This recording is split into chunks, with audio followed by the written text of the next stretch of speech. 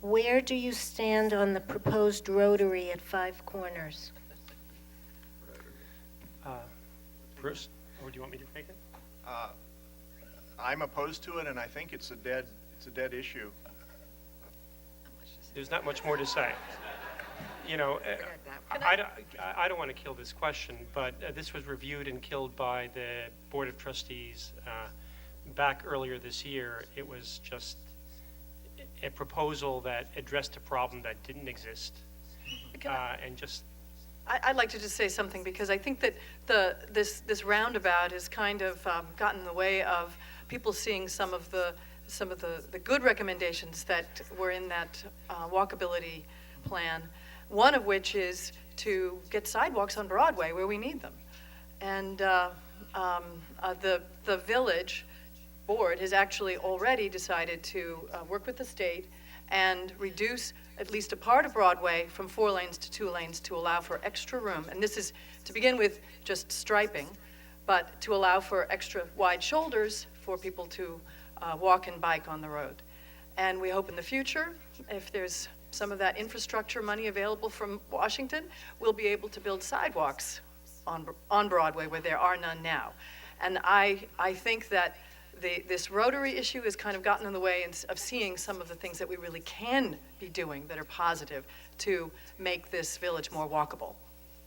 Thank you. Just so we don't waste any of our 2 minutes, I'd like to turn the question a little bit toward the downtown. The walkability project, the question of getting Hastings to be a more walkable community, is intimately related to the question of revitalizing the downtown, getting people down there, building the business base up, and making it more of a destination, more of an energetic place.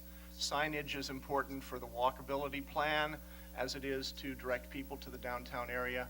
We haven't really had a question yet about ideas about downtown revitalization. Thank you. But I hope we can talk about that. Well, I'm going to let Jim handle this, but I can truly say that we don't like going around in circles.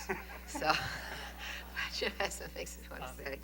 I was involved in the meetings involving the roundabout, or as some people have called it, the tilt-a-whirl.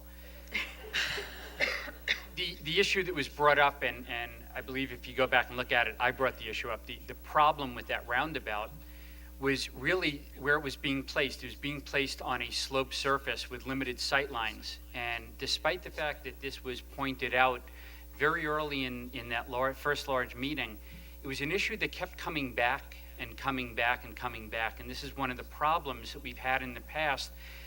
Peter describes this as using up all of our bandwidth. And we have a problem with that. If we had a comprehensive plan in place, we might have avoided a lot of those issues and be able to get right down to the heart of the matter. And I agree, we need to look at sidewalks and safe routes to school.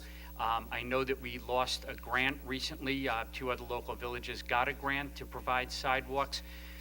We need to really look at where we're putting our time and effort to bring this village up.